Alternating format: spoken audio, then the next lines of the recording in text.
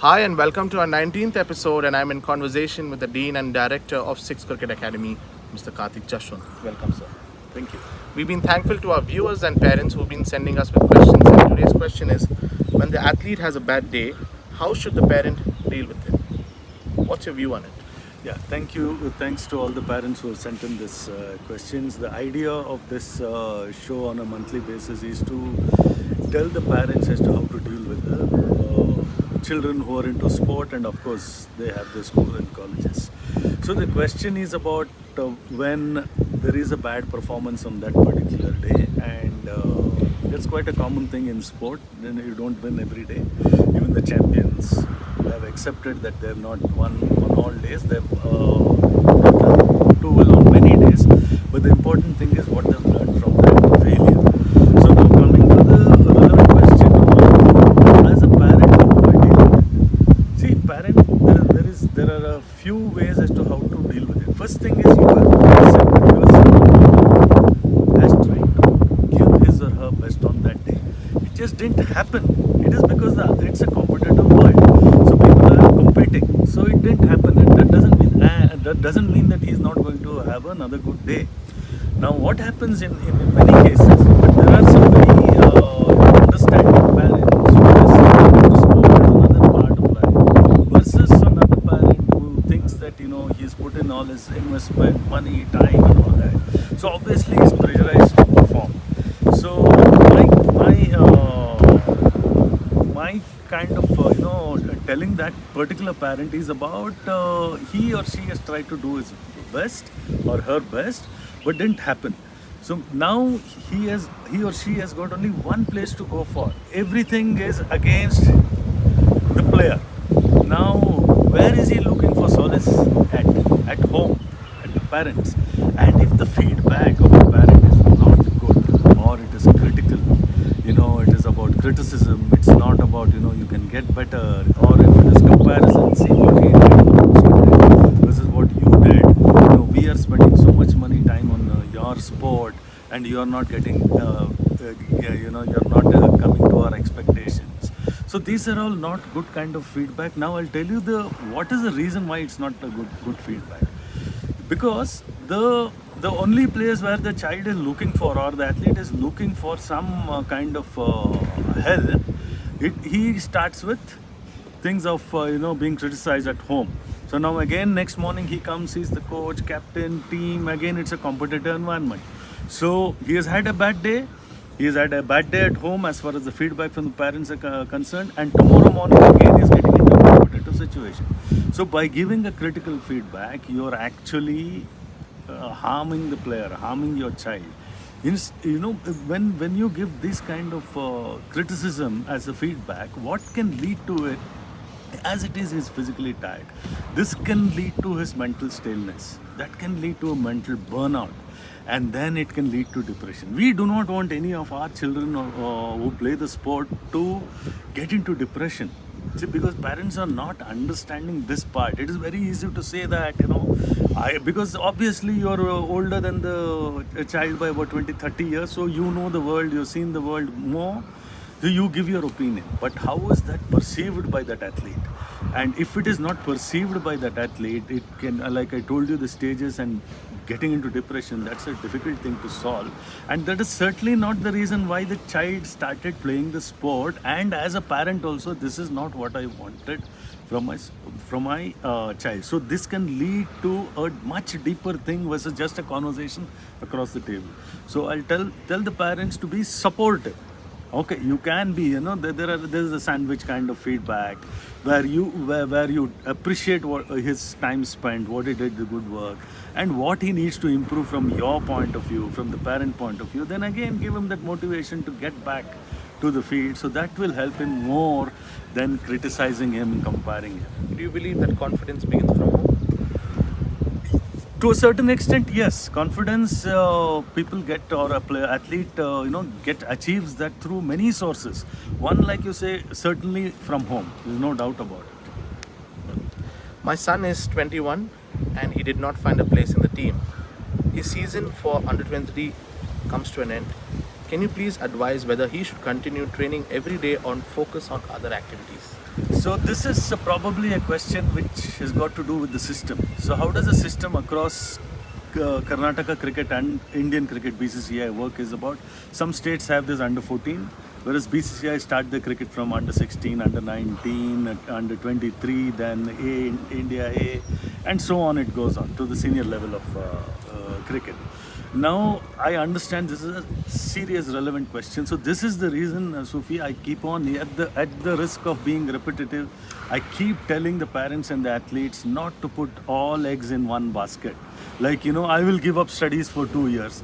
I will do only sport. It does not work. The percentage here is not that great.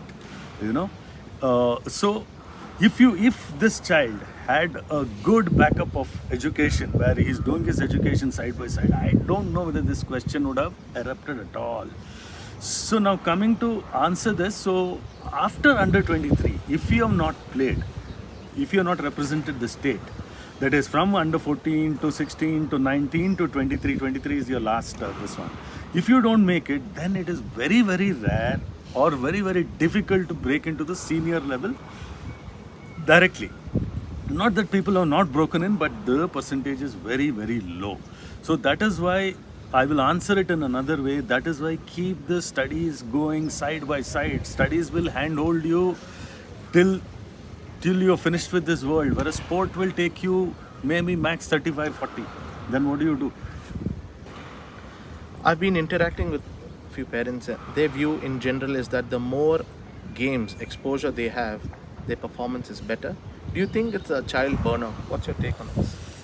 See, performance is better. There is no one on this earth who has found out that there is a specific way so that performance can improve.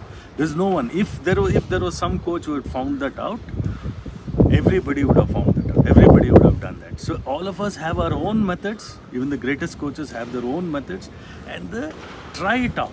So that for some it may work, for most of them it may not work. So there is again coming to the games part of it. Yes, games is you play more games. Yeah, you're exposed. But the flip side to it, okay, you just get 1 over, or you get out first over, you without scoring. Then what do? So what is your learning? Yeah, there is learning as to how to be in a team environment because it's a team sport, how to communicate, how to deal with success and failures. All this is a part of it. There is no doubt, but let me tell you, there is no formula. I've come across many parents now who are thinking ahead of the curve just because they are very successful in their own careers or in their own fields. But they are trying to think more than a cricket coach, and they are trying to form their own kind of setup with, if my son practices for 20 hours a day. So my question to them is, what if someone practices 21 hours a day? So is there nothing called as ability? So these are all the things. So I would say there is nothing like that. But yes, good amount of games, good amount of practice at different stages of learning, different stages of skill acquisition of a particular athlete.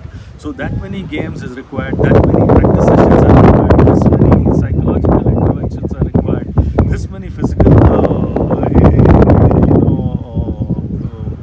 what do you say, workout is required. So but what happens is, somebody who thinks beyond or who knows that he knows everything, they will try to capsule it in, Usain Bolt does so much of training, Roger Federer does so much of physical workout, Djokovic is, psychological work he does so much, technical work so much Virat Kohli does, and they capsule it and put it on an under 13, under 14 guy. Can he take it? This is a recipe for burnout, and maybe depression, because these kids would have left everything and put everything in sport. And if that sport, like I told you, success rate is very less, what happens at the age of 20, 21? You realize that you're getting into this world as an adult and a failure. That's not a good state to be in at all. Instead, learn these good things what this sport or any sport comes with, like the good values, like the communication skills, being with the team, handling success, failures, time management. These are all great qualities which this sport teaches you indirectly. And also another part, my from my experience, kids who are associated with sport are totally away from the bad habits. Whereas the kids who are not with any particular outdoor sport, they are either into phones, computers, drugs, alcohol, bad habits. There are so many things. So that is at least a great thing. Being under the sun. Look at that. In that case, instead you start looking at, I put my foot on the ground, I want to be a Virat Kohli. That's not a good thing to be in. That expectation is not good. And I hope I've answered a few questions. Like I said, the idea of the show is about educating these people, because there are so many quacks. I don't even call them coaches. There are quacks in every field. There are many people like that who promise so many things. You do one-on-ones with us. You do so many sessions with us. We'll make you this. We'll make you that. And this has been on from a long, long time. From my playing days, I know this. So please don't fall for that. So if your son has the ability to play that sport, and if your son has the will to work hard, so if there is a combination of both, then there is a chance. Again, that is not a sure recipe. There is a chance of him or her to succeed and make it better. Thank you so much, and stay tuned on the first of every month.